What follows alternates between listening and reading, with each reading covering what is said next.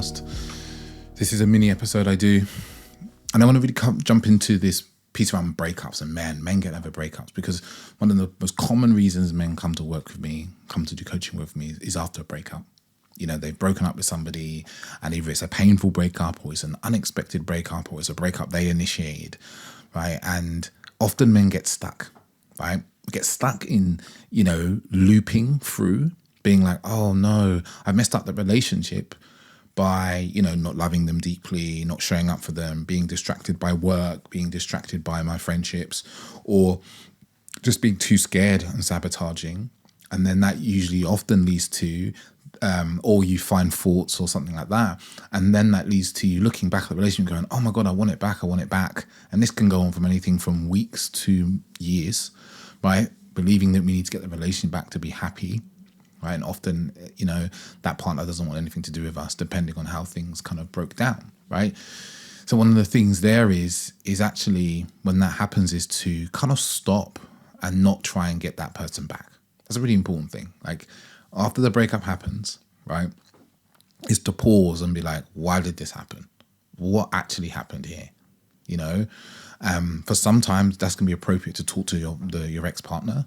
And if you've got that sort of relationship, to be like, hey, I want to get really clear on what happened. This is a really magical thing to do if you break up. If you're still on the terms where you can have that conversation, like, what did I do? How did I show up that caused this to happen? And just sit the fuck down and listen.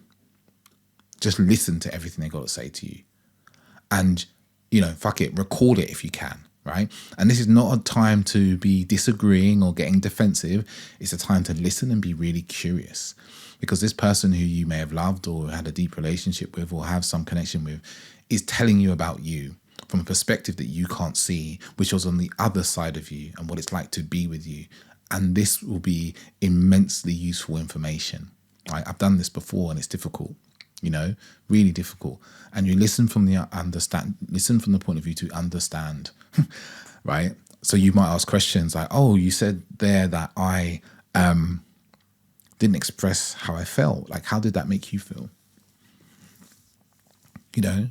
One of the times where it really mattered to you that I didn't express how I felt about you. You said you didn't really feel loved. Like, in what ways did you not feel loved?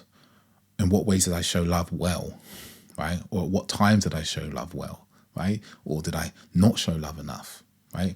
And this is really valuable information, because this really aid you in being better going forward. But most people aren't going to hear this, what I've said. They're going to want to avoid it because it's difficult, right? And for some of you, won't be able to, because your ex-partner won't want to kind of listen. Another important thing, a mistake you shouldn't make, is you don't chase closure. Closure is a myth.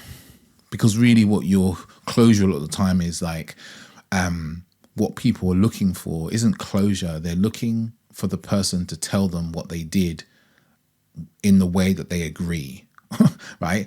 And often the person's going to tell you what you did, and then you're not going to agree, hence why you just sit and listen, right? Or closure, you're looking for them to explain something or whatever. Often relationships, you never get closure, and you just have to accept that and move forward and be like, this is over, right? This is done. Another mistake we make after breakups is we just find another woman. I've been so guilty of this in my years, and I've had clients do the same. Just find another woman, jumping into bed with another woman, start getting on the dating apps.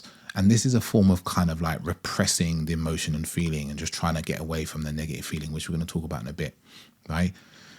It doesn't work in the long run. You're just going to build up a lot of emotional energy that weighs you down. Right? So don't do that. Don't just jump into bed with another person. Don't just jump into another relationship, right?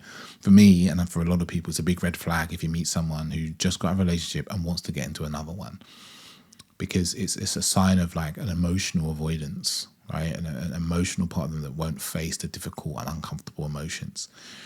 So don't do that. Another thing to watch out for is distracting and numbing. This can take the guise of drink, drugs, alcohol, phone, work, ways in which we numb ourselves from the reality of what's happening. There is some porn as well. Sorry, I forgot to mention porn. That's like, because you have to kind of be with what's happening. Like, it's uncomfortable. It is uncomfortable for a reason, right? because it helps you grow and learn, but it's uncomfortable to be with the grief and the sadness and the pain and the rejection and what have you. But if you just numb it, right, you're just pushing it down the road. At some point, it's going to come out in some way in your life. It might come out in randomly with a new partner. You might explode about something, or you might overreact because you've got this pent up grief and anger and sadness, or it might come out as illness, sickness, illness. There's many ways it can kind of start to come out for people. Numbing with alcohol and weed, that's something we can just go to addictions. Things that are addictive, we just dive into them, right? Just been really mindful. I've done that. Just like wanting to not feel it, not want to be with it. So the real work, right, is looking at yourself and being like, okay, it hurts. What am I telling myself about myself?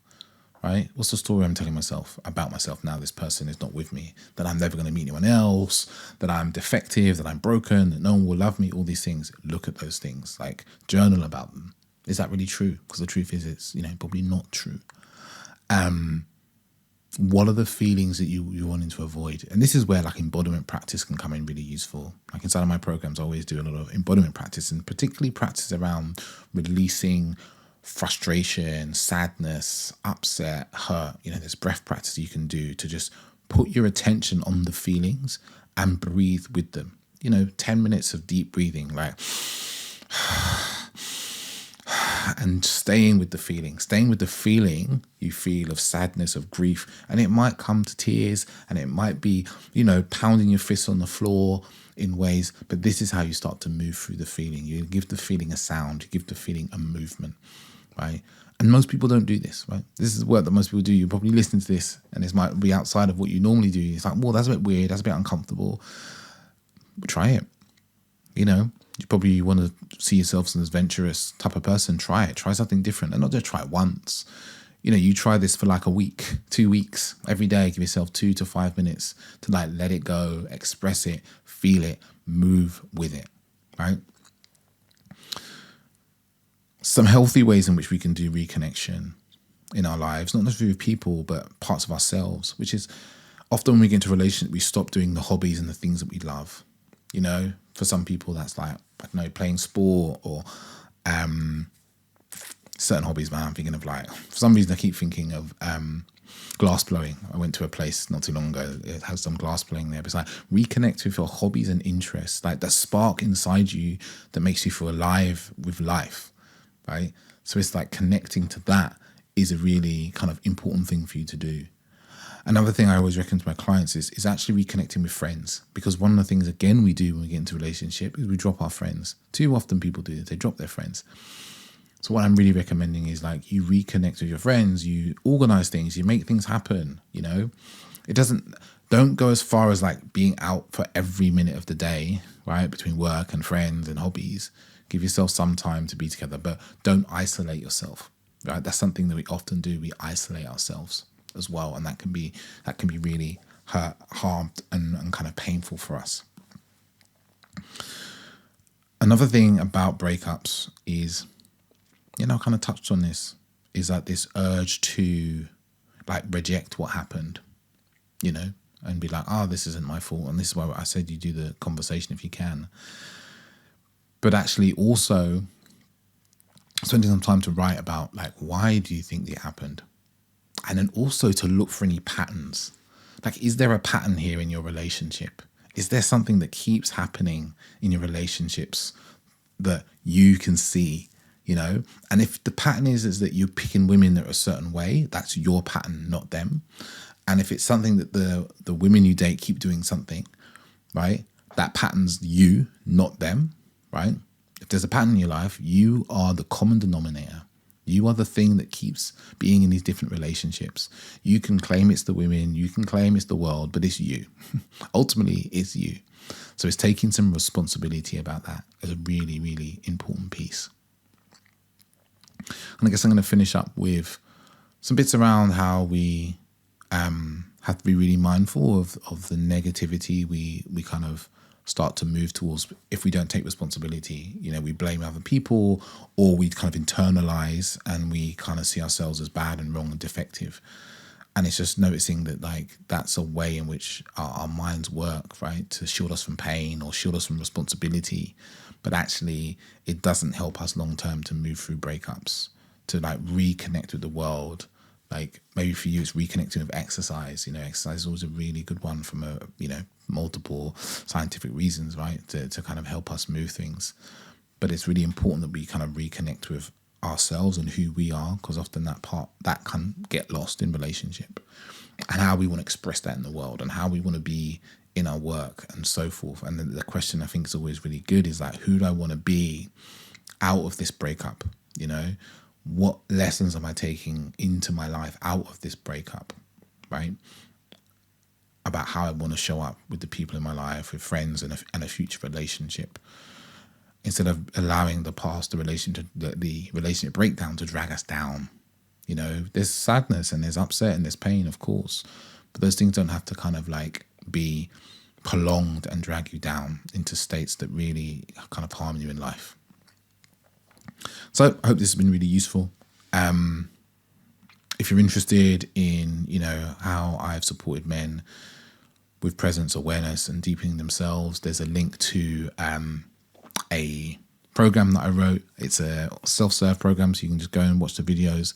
It's me chopping together some of this really beautiful programs to run. The Authentic Man program. It's called the Embody Healthy Masculinity Toolkit, and that's just down below. You can just go on and run through the practices that help. There's communication practices, there's meditative practices, there's breath practices, there's embodiment practices in there, as well as like lectures, short lectures and videos from me on various topics from sex and intimacy to presence and awareness, and you know, how we deepen into leadership as well is a really important aspect of that. So if that's something interesting to you, you can find the link below. But until next time, ciao ciao.